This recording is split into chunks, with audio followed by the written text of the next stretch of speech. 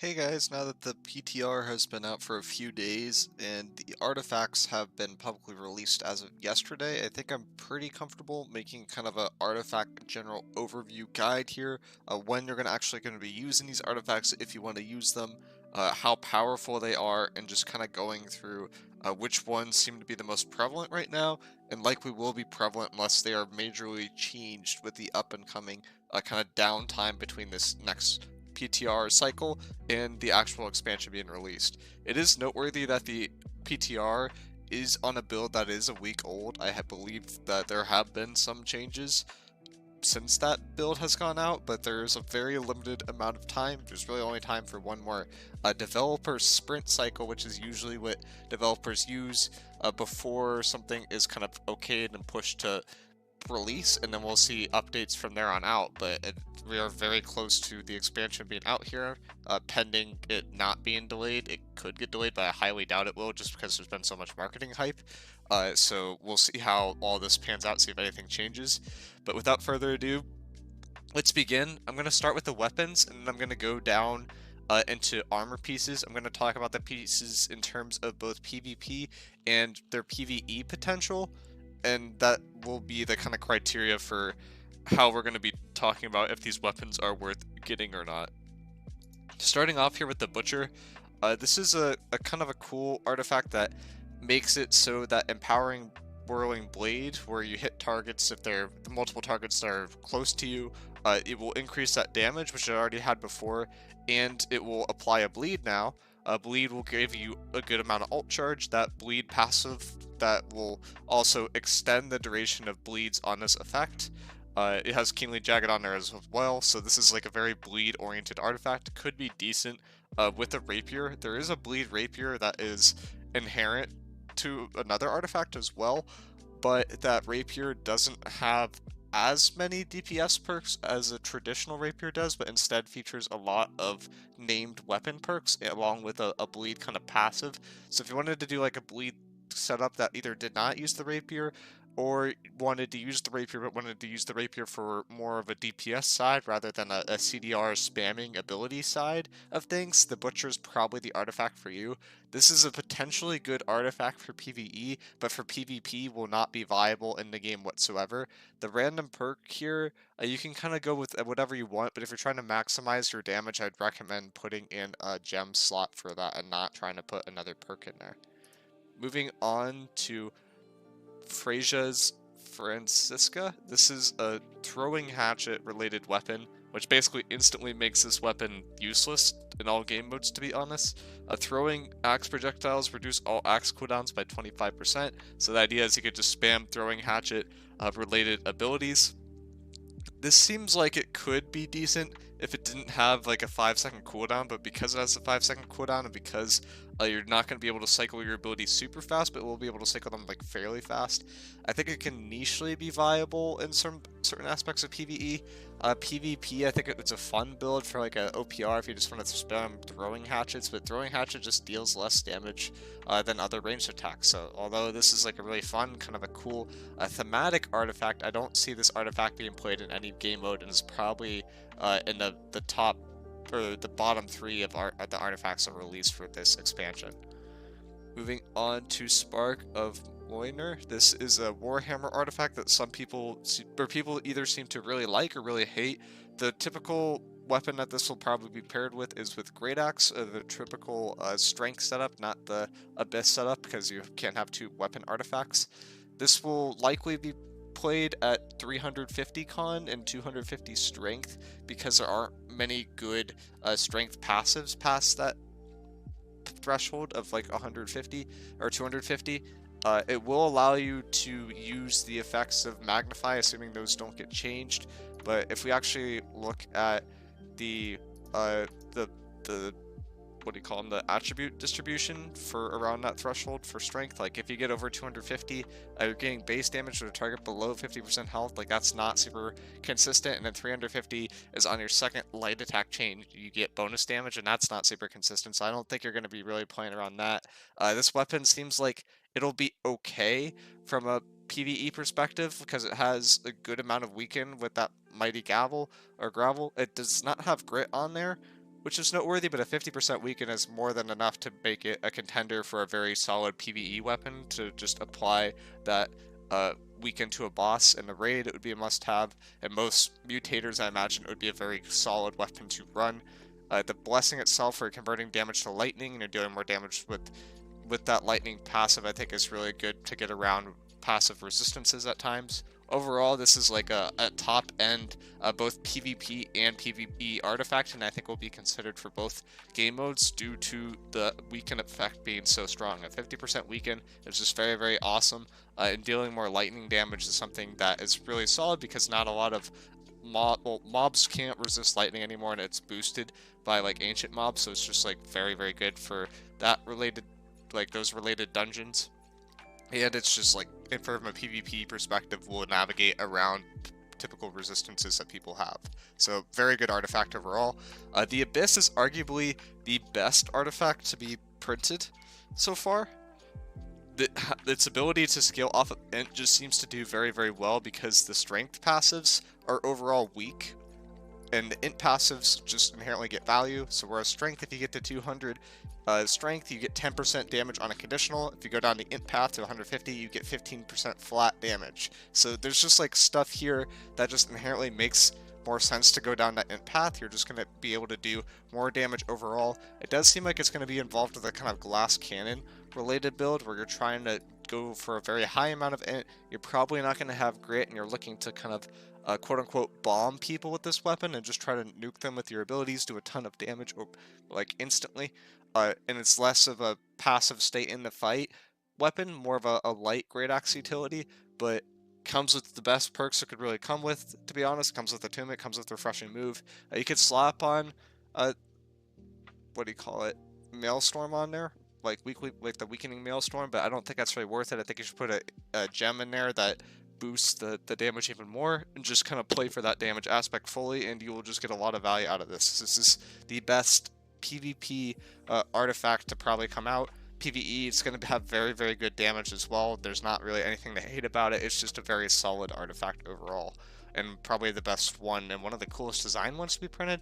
I think they need to rebalance the strength attributes so it doesn't feel as OP, and the damage on this seems kind of high because it just inherently just does more things than strength attribute wise for DPS. But given that that's probably going to be balanced, I think this is just like a pretty cool, unique artifact that will just be used everywhere. The mechanic, this is a fun artifact, but is in a lower echelon of actually being good. Extra levers reduces the cooldowns of accelerated traps and mending sticking bombs. I did this with a refreshing build on stream yesterday. We had the accelerating traps about every 6 seconds, and the mending sticking bombs we had about every 5 seconds. So you can definitely spam your cooldowns. It just doesn't do as much damage as I would like. It's like generally lower damage. That being said, I was not running Abyss damage setup at all. We're hitting for probably like you could probably hit for like 4 to 5k on the mending sticking bomb, which you can kind of spam. So I mean, it's decent. It's just not like gonna be a end game level artifact, but it's very, very fun to play around. PvE wise, I don't think it's gonna be used at all, to be honest. It is an okay musket for PvE because you could spam the cooldowns of like AoE abilities, I guess, but with muskets it seems like you're going for collats more, and this is just very low damage from a musket perspective compared to other things that you could run. miicrow is a kite shield that seems relatively strong. You can use a kite shield artifact and another weapon artifact, which is noteworthy, even though it is a weapon itself. That may change in the future, but for now that remains to be the case. It's refreshing cleanse on block, you lose 1 debuff. This seems to be like the best thing that has come out for this artifact. It's just like absolutely nuts. And the cooldowns reduced by 5%. It is noteworthy that like you can just kind of chew through your debuffs, so they'll all be gone if you get shot by like Blunderbuss while you're blocking this weapon. So this is like a hard counter to Blunderbuss in particular, and it's a hard counter to Flamethrower. Like every time you get hit by a Flamethrower, you block it, the smolder stack will go away. It's just like very, very solid for that overall. It's like you could run this one artifact and you basically have an entire set of Invigorated, an entire set of Vigor. You just have to be careful about your stand bar because blocking with the kite shield isn't always ideal. Counterattack is a very solid thing. Healing defense is okay, I wouldn't say it's good. And then lifesteal is okay, I wouldn't say it's good. You do have an option for a random perk here. You can't put a gem slot on this, so you have to get a little bit creative what you do with that slot. But something like sturdy might help a little bit just to keep the damage numbers low. Also doing some sort of shield oriented ward on there where you try to shield versus void, because void damage seems to be very prevalent, could also be very, very helpful. Moving on to the wall. At first we thought this was a meme, and then we realized we could change the random perk, and we're like, oh, this is going to be a really cool artifact that'll be really useful. And then we realized it was a meme again, so I just don't think it's as good. There's just better artifacts to tank as a tank perspective for that kind of defensive oriented slot. If the shields were taking a weapon slot, the wall would actually probably be used from a tank perspective, but because they take an armor slot, I don't think this is going to be used very much at all. It's a decent artifact and it's cool because you reduce base damage as a passive, which is solid, and you gain extra stamina so you can block a lot more, but it seems like not having the ability to dodge is too detrimental even from tanks that don't like to dodge a lot, because there is enough damage to where you want to dodge some key ability cooldowns, and that's often a lot better than trying to take damage from a high damage source. In PvE, I don't think the wall is going to be used a ton. Same thing with miicrow. There's just like kind of better artifacts to be had for those game modes, so you don't really want to waste an artifact on your shield slot. miicrow might have some niche utility because it reduces cooldowns a lot, and you can strip some debuffs that may have good interactions, but those kind of remain to be seen. Inferno, I thought this would be a really, really good artifact at first. It seems like it's bugged right now, so we kind of have to wait to see what it will be like on expansion release, because the dot damage from the flames seem to only scale off of int, not strength. So if you want to use this right now, you want to scale it off of int, so that inner power slot is basically just wasted as a perk slot. Hellfire's Fury is a decent buff. It's just a flat 20% damage buff. You got Empowering Incinerate there, so you're going to deal more damage to targets that have that burn effect. Vicious is like good. In theory, it could be good. I just haven't seen it work yet. I think this has the potential to be like a solid thing as like a sort of nuker-oriented fire staff role, which isn't really played right now for like an on-point setup, but its damage does not seem high enough at the current moment to compete with that. I'd like to see that inner power bug kind of be fixed more or less, and the dot damage scaling off of strength to a degree, so it actually does decent damage even if you're missing some of those int passives, and then from there we'll see how this lands, but has potential, just not there yet from a PvP perspective. From a PvE perspective, I think it's good if you have mobs that are close together in terms of group clearing, but in terms of DPSing like a single target like a boss, I think it falls off a little bit compared to other things that you could be running. So you have to be like playing in close quarters with this. You're probably looking at flamethrower from a PvE perspective, trying to really be in there within that 5 meters, boost that damage, land those incinerates, and trying to nuke stuff from close range. I think it's better for PvE than PvP right now, and kind of remains to be seen how this is going to be used, because I don't think anyone's unlocked its full potential yet. Scorpion Sting. PvE, I don't think this is going to be used at all, but in PvP, this is a nightmare. It feels like I'm playing like against Roadhog 1.0, like with this, if you guys have played Overwatch. It launches you 12 meters, I believe, with the pull. It honestly feels like it's more than that, and you could have some filthy combos with this. You could pull people into blunderbuss, and you could just nuke them with that. You could pull people into musket traps. You could pull people into ice showers. It just seems like it's going to be used basically while this is in rotation, quote unquote. If we're going to follow a Destiny like format with New World, it seems like this is just like a very, very solid weapon. Basically a must-have from a kill squad perspective. Very annoying for healers to deal with. Very good for countering any sort of static range build like a musket. Can pull people off walls in wars. In OPR, you can pull people off walls as well. Combo against people very, very well. It just seems very solid. The only concern I have with it is like usually this isn't your DPS weapon. It's just a setup weapon. So your other weapon becomes your DPS weapon, and this weapon inherently doesn't have much of an escape tool because spears typically don't have escapes. So it is a very much so like I am setting up for my teammates, but if you focus the guy with the Scorpion Sting and just run at him, it tends to fall off a little bit. It's worse at disengaging, but in the right spot where you're supported by your teammates, it could really pop off and do really large amounts of like setup and damage. Just you have to be playing around the artifact correctly. If you just run at this artifact, it feels a little bit weaker, but I still think this is going to be used all the time in PvP. PvE, I don't think that utility is really that useful, but it's a really, really fun artifact to use nonetheless. Moving on to the finisher, PvP. I think this is decent in 1v1s. I think it's decent in 3v3s, but the problem is I don't think this damage passive, like with Quintando and Flourish, those don't do enough damage to make up for the fact that you're going to be dealing 15% more damage, reducing Flourish's cooldowns in small scale, I think. I haven't seen people like fully make use of this artifact from that perspective yet, but it seems like it could be a fun thing to try from like a small scale, like 1v1 to 3v3 kind of level artifact. From a bigger scale, like OPR and in war, this will not be seen at all. It's just the bleed utility just does not pan out very well there. From a PvE perspective, this is potentially the Gallahorn of PvE. It is probably the best PvE weapon to be printed thus far, and is something that every PvEer will probably be running at some point. So very, very solid artifact. You could take another bleed on here. You could take a damage boost if you want to. Both things seem like they're viable, and just overall, just a very, very fun artifact to look at. Very fun to play around. Moving on to Life Taker. This one has like a lot of interesting interactions. The main one that makes it S tier right now, I think for both PvP and PvE, is comboing it with the musket. It just seems to do insane amounts of damage. Muskets feel like they're hitting for 5 to 6k per shot in PvP. In PvE, that can actually collat things now, so you could really clear fast with that, potentially if you have a skilled musket player. So I think this definitely works.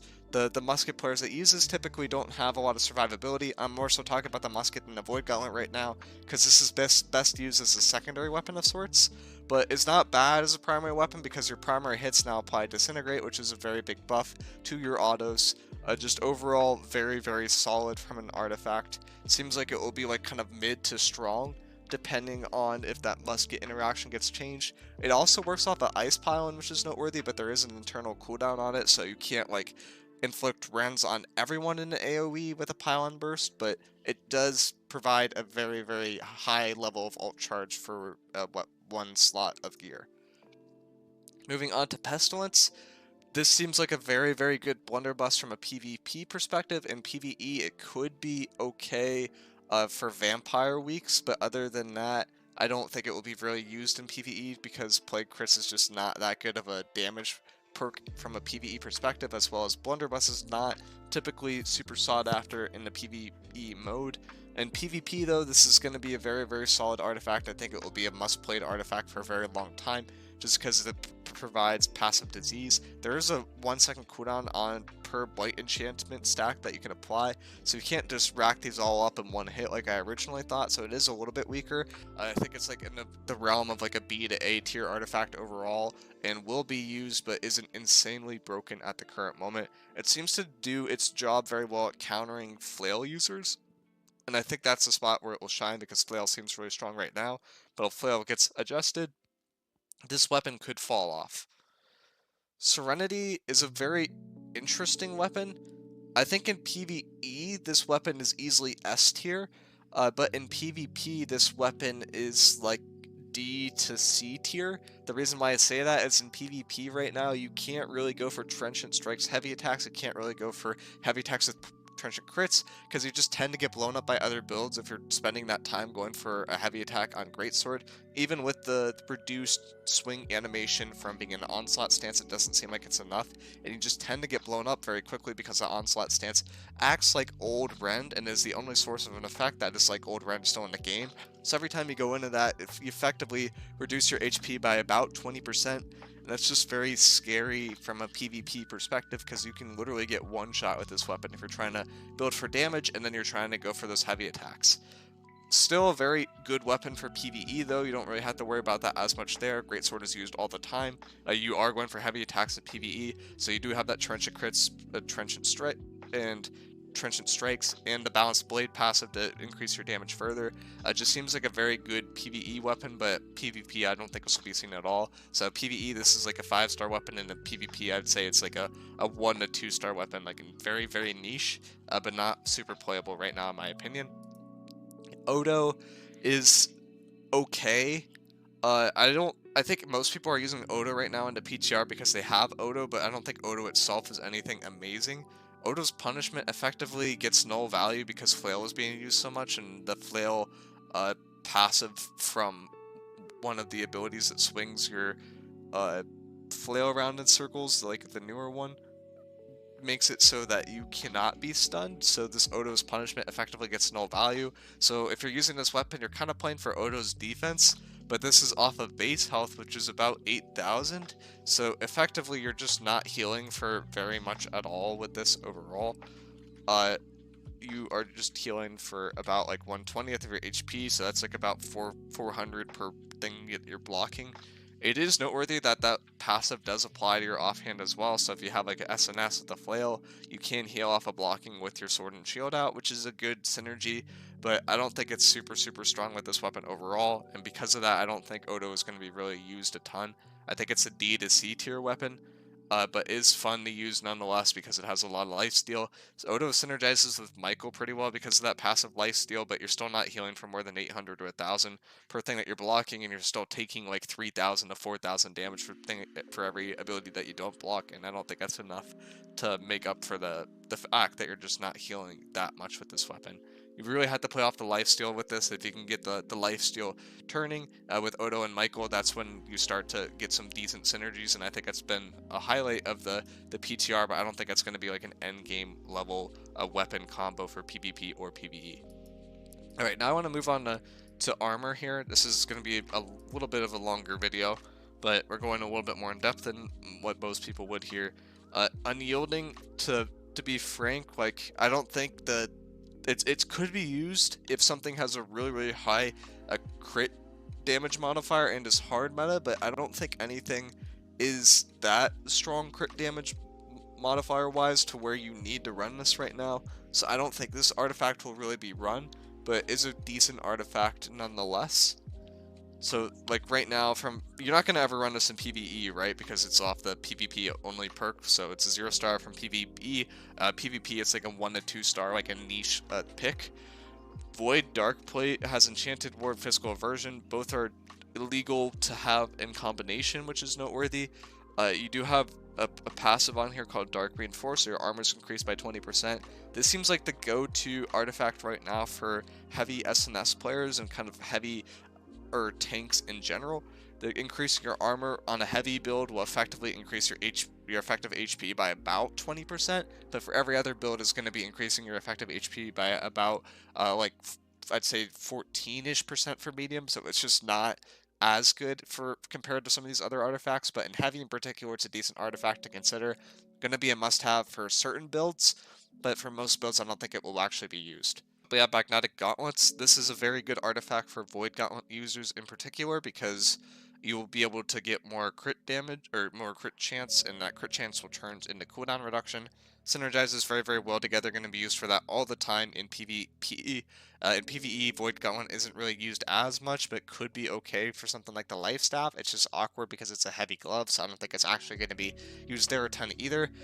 There is a bug with it right now where if you do crit with this, you can actually do less damage on your crit because it's reducing the crit damage modifier by 50%, and it's not considering that if you're going to do less damage to the crit, you should just do the normal damage, so that is noteworthy, but still going to be used a lot for VG because it will reduce your cooldowns a lot, and you can just kind of pump out all your utility because of this artifact itself. So going to be a must-have for VG users going forward, most likely. Freedom, this gives freedom, and that's kind of about it. Good for that. Will probably be used for a lot of medium melee players, and I think a lot of like melee players in general like this artifact, but I don't think it's going to be hard meta. PvE wise, you don't really need the freedom. I don't think it's going to be used there much at all. Ginge Head Wrap, I think, is going to be the best OPR artifact in general because there's just so many dot based effects in OPR, and you can reduce that with this with Vigor, and you can make dots only last 5% of their actual duration. So very easy way to counter that kind of setup. You could also stack a lot of Invigorated, and you can make Disease, Rend, Exhaust, all that stuff just lasts 5% of its actual duration, or you can do like a hybrid setup and do a bit of both. All these seem like very solid. Ginge Head Wrap I just think is a very good artifact to go, and it's just solid from a PvP perspective and even from a PvE perspective because there's a lot of dot damage in PvE as well. So just don't sleep on it. Very underrated, even though it's a medium helmet. Nimble Leather Coat, this just reduces your max cooldowns. Going to be a must-have for a lot of builds, like for Life Staff, this is probably going to be used a lot. For Fire Staff, this is probably going to be used a lot. For any build that likes CDR, this is just going to be used, kind of a must-have artifact for a lot of light builds. Seems like it's easily S tier for both PvP and PvE. Ghoul Gloves, when you hit a foe below half health, you transfer one debuff. The cooldown on this just makes it a little bit too niche for me, and it has a conditional on it as well. It just seems like it's a cool concept, but it just because of the nicheness of when the effect applies, I don't think this is going to really be used. It could be like okay for like bow specific duels or like musket specific duels where you could like say that you got hit and you could transfer that dot effect to like a healer that's below half HP, but it seems like so conditional that I don't think it's actually going to be used at all. Cool idea though. Tuned Leather Pants gives you a bunch of extra stats. This could be used for builds that go into 3 categories worth of stats, and then they just pick up those 25 perks, which just tend to always be good from an attribute perspective. If you review those, for strength, you get 5% increased light attack damage. That does apply to ranged attacks. For dex, you get 5% crit chance. For intelligence, you get 5% damage to backstabs and random crits. For focus, 5% cooldown reduction. For constitution, all your consumes last longer, but everyone's going to have 25 constitution at this point, I hope. So just a very good artifact, and I think will be used a decent amount, but not an overwhelming amount. Like, the extra stats are nice, but I don't think it pushes it into the category of being broken by any means. It's just like very, very solid. Stats are just very effective though, and it might just win out in some slots because the stats are more important for certain builds than others. Like if you're a melee player, you could do a little bit of extra damage. If you're a VG player, you could do a little bit of extra damage, but for those classes, I don't think you're going to be looking to do a bunch of damage. From a PvE perspective, I think this is weirdly very good too, because you could just get to some of those thresholds that you weren't really able to before, and the extra stats will just mean more damage from a PvE build. I think this will be used a lot in PvE. PvP will be a little bit more niche, but still be used a lot. A Grey Wizard's Hat is just the worst artifact that is there right now. Do not use this artifact. Increasing your max mana is only like nichely useful for maybe a Life Staff that's spamming cooldowns, a Void Gauntlet that's spamming cooldowns, or a Fire Staff that's going for Flamethrower build for 24/7, trying to apply always to have the flame effect, I guess. Not really good for any of those. Doesn't seem like it's really going to be used a lot, but I guess if you don't want to use mana pots, it's okay. From like maybe a healing perspective in PvE, but and if you want to transmog it, maybe that's something that would be cool, but that's about all I see the use case of this right now. A Featherweight Jacket does bring some interesting combinations. Heavy pieces in light and still being light is what the Featherweight Jacket allows you to do. A medium, your setup gets not quite maxed out, so it seems better for light builds if you want to run heavy pieces in some perk slots for some reason. I think it's okay. I don't think it's like going to be insane, but could be nichely very good for builds that utilize shields, or if you have some like heavy piece that you really want to use, you could use this Featherweight Jacket and just try to compensate for that. Tumbler shoes are very, very fun in my opinion, but seem to be bugged right now. Dodging an effect gives you 15% in power, so that's like you're shirking in power. Perk on Amulet, you get 25% fortify, so that's like you have a full set of shirking fort, and you get healed, so that's like shirking heals. It's like a 3-in-1 kind of perk.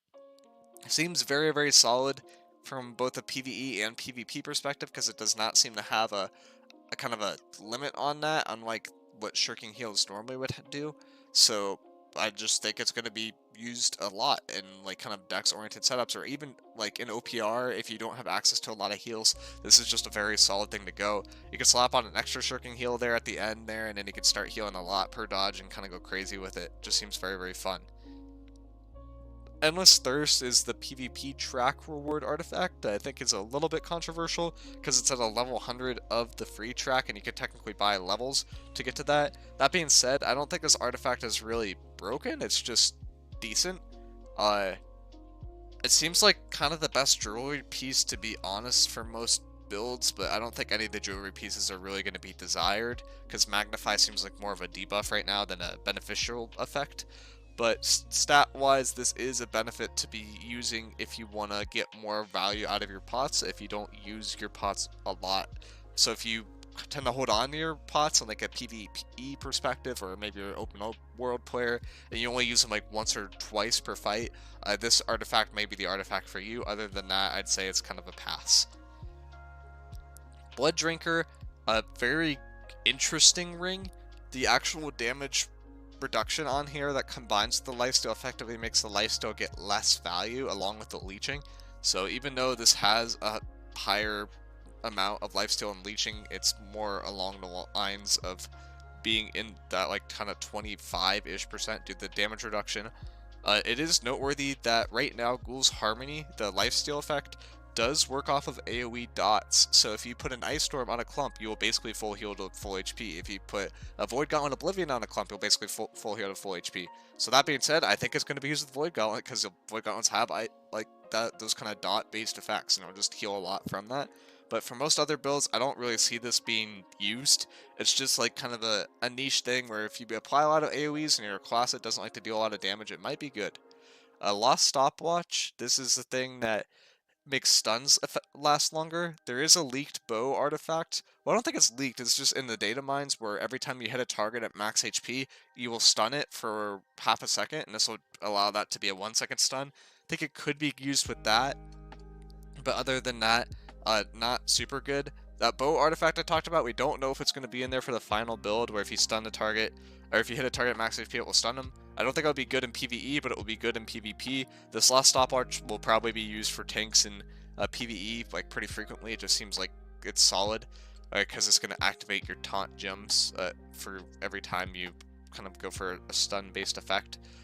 And then there's one other artifact that's kind of been leaked where it's the Ice Gauntlet, where it has a old wind chill like effect where it'll make your ice damage do a 15% damage increase. That easily will be used for most Fire Staff builds out there, just so that they could do a little bit extra damage, and that damage will also apply to your offhand, so you can make your Fire Staff do extra damage.